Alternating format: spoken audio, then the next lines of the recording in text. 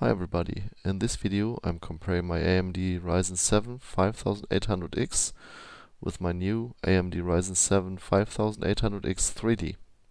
You can see my settings in the picture, just stop the video and compare with yours. I start with a self-created mission in Syria where I flew the FA-18. What you can see in a good way is that the GPU utilization is in level flight roughly at 100%. Here the difference in FPS is not really that much. Once I start turning, then you see the GPU utilization is going down, and the difference is getting higher. So then you really see it is more CPU limited than GPU limited. 100% GPU utilization is a GPU limit, and if it is below, then you always have a CPU limit. And here you can see the strength of the 5800X 3D.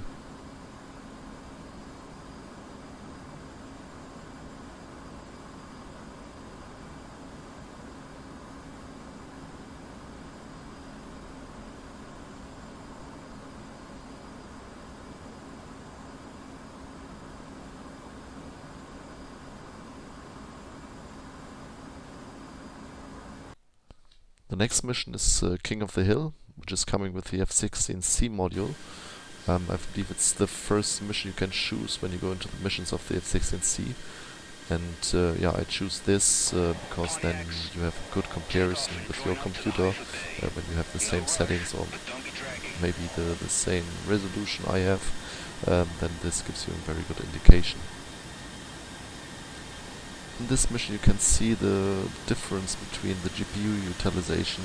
Here it's more obvious because with the 5800X the GPU is not always at 99%. I believe it's sometimes even below 90. And the 5800X 3D is very often at 99 or 100%. And this gives me the feeling that that the new CPU gives much more power to the GPU, and respectively I have always a little bit more FPS, and overall the smoothness is what you cannot clearly see in the video, but when you're flying, the smoothness is better compared to before.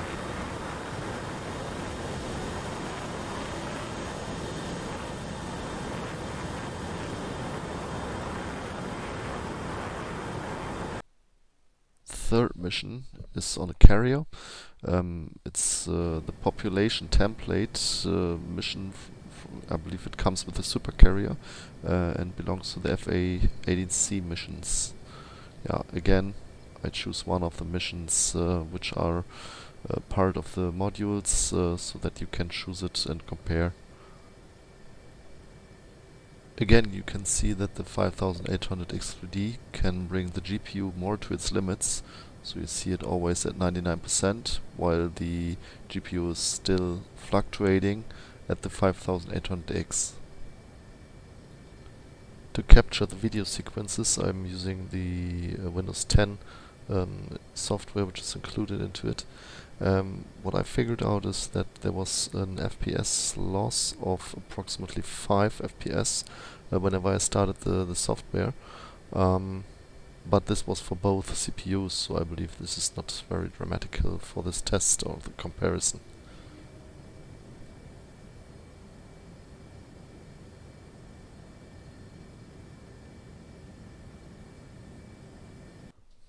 The last mission takes place in the Caucasus. It's the Plasma torture map I already used in some other videos. It is a mission created by Plasma, thanks for that. And yeah, he's flying the Zu-35 and this is a pure replay I'm using to compare the frames. In this video you can see the GPU at both CPUs at full power. And respectively the FPS is not, or the difference is not that high. So what is my conclusion? Was it worth it? For me, it was worth it. Even though both CPUs are very close to each other, the jump was not that high. The overall smoothness is something I really felt when flying. the FPS is not that much higher. It is higher, yeah, it's more constant, and this is what you feel during the flying. I fly a lot on Syria multiplayer servers, and there the GPU utilization is not always at 99%. You find it more in the region of 70%. So I'm in a CPU bottleneck, and there you can see a higher difference, and the overall appearance is more fluent, and for me it was worth it. So I can only say buy it if you need a good CPU and are limited to the AM4 socket. Thanks a lot for watching.